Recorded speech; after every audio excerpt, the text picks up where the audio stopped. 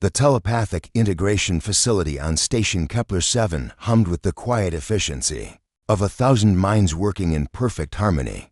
Aubriella had never wanted to be here. Among the crystalline walls and bioluminescent panels, she felt like an intruder in a sacred temple, except this temple was built for beings who could read each other's souls. She was human. She wasn't supposed to be telepathic. The Zephrani had discovered humanity 3 years ago, and their reaction had been one of polite bewilderment.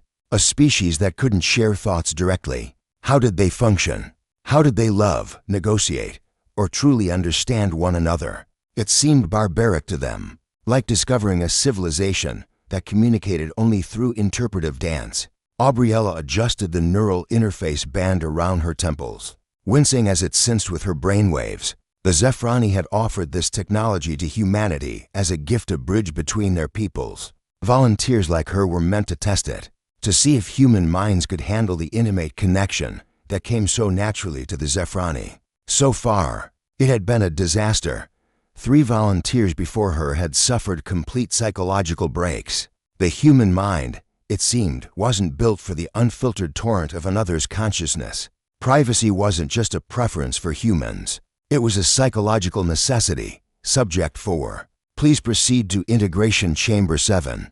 A melodious voice announced through the facility's communication system. Aubriella took a deep breath and walked down the corridor. The walls seemed to pulse with an ethereal light, responding to the collective thoughts of the Zephrani technicians monitoring the experiments. She caught glimpses of their curiosity, their concern, their fascination with the strange, closed-off minds of humanity. Chamber 7's door spiraled open, revealing a circular room bathed in soft violet light. In the center stood a human man, also wearing a neural interface. He was tall, with deep brown skin and eyes that held a quiet intensity. His name tag read, Deshaun Matthews, Subject 3. Aubriella froze. You're Subject 3? But I thought that I'd lost my mind? Deshaun smiled, but there was something sad in it. That's what they told everyone. Easier than explaining the truth, which is that I didn't break. I adapted. He gestured to the paired connection pods in the room's center. They want to try something different with you. A controlled link between 2 humans, mediated by Zephrani technology. They think maybe we can handle each other better than we can handle them. The Zephrani coordinator, Valsherix, materialized from a side entrance, their translucent form shimmering. We have observed that human bonding relies heavily on gradual revelation and shared experience. Perhaps direct telepathy was too abrupt. This controlled environment may prove more suitable.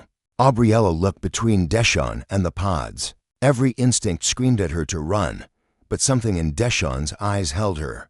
There was knowledge there, and something else, a patient waiting. Okay, she heard herself say. Let's try it. They settled into the pods, which adjusted to their bodies like liquid mercury, becoming solid. The neural interfaces activated, and Aubriella felt a presence brush against her mind, gentle, respectful, utterly unlike the overwhelming tsunami she'd been warned about. It was Deshaun. She could feel his thoughts like whispers at the edge of her awareness, not invasive, but present.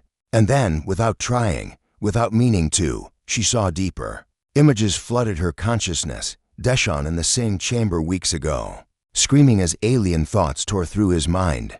But he hadn't broken. He'd fought back, built walls, learned to filter and control. The Zephrani had been amazed. A human mind that could not only survive direct telepathy but master it. And then she saw why he'd stayed, why he'd volunteered for the second trial. He'd seen her file, seen her picture, read about her background as a combat medic in the Belt Wars, about her struggle with PTSD, about her hope that this technology might help her connect with people again. After years of emotional isolation, he'd waited for her, specifically requested to be her partner in this trial, because in that brief moment when the Zephrani had shown him the incoming volunteers, he'd felt something, a resonance, a possibility. The Zephrani called it thought harmony, a rare compatibility that made telepathic bonding not just possible but natural. You've been waiting, Aubriella whispered aloud, though words felt unnecessary now. For me. Deshaun's presence in her mind grew warmer, more defined. The Zephrani don't understand. They think telepathy is just about sharing information. But humans, We're afraid of being truly seen because we've never had practice at it. We've built our whole society around privacy, around secrets, around the masks we wear. Aubriella felt her own walls crumbling, and surprisingly, it didn't terrify her. Deshawn's mind was there, steady and strong, showing her his own vulnerabilities, his fear of abandonment, his struggle with purpose after leaving military service, his desperate hope that maybe, in this strange alien experiment, he might find genuine connection. She let him see her in return. The nightmares from the war, the loneliness she'd worn like armor, the secret hope she barely admitted to herself that maybe she wasn't broken, just waiting for someone who could understand. The Zephrani monitoring systems began chirping excitedly. Valsharik's thoughts rippled with astonishment. Impossible. The human subjects are achieving full synchronization without distress. The neural patterns are beautiful.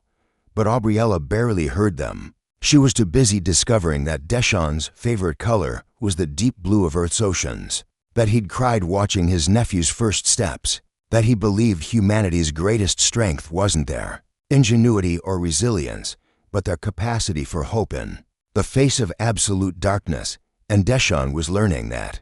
Aubriella had saved 17 lives in one night during the siege of Ceres, that she secretly wrote poetry, that she'd volunteered for this experiment not despite her fear, but because of it, because she refused to let fear make her decisions anymore.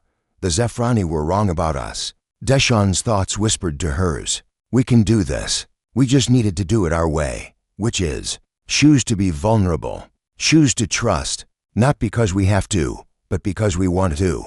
Aubriella felt something shift in her chest, a warmth spreading outward, a connection deeper than words, deeper than thoughts. For the first time in years, she didn't feel alone. The humans, it turned out, didn't need to change who they were to bridge the gap. They just needed to find each other first. When the session ended and the pods released them, Aubriella and Deshawn stood facing each other, the neural interfaces still humming softly. Valsharik's approached, their form pulsing with academic excitement. This changes everything. If humans can achieve this with each other, we're not your experiment, Aubriella said quietly, but firmly. Her hand found Deshawn's, their fingers intertwining with a certainty that needed no telepathy to explain. The Zephrani paused. Then their thoughts rippled with something that might have been understanding. No, you are something far more remarkable. You are proof that connection is not about technology or biology. It is about choice. As they left the facility together, Aubriella realized that humanity's gift to the galaxy wouldn't be adapting to telepathy. It would be teaching the universe that the most powerful connections were the ones you chose to build, one vulnerable moment at a time. And Deshawn had chosen her. She'd seen his thoughts without trying and discovered he'd been waiting for someone brave enough to see him back,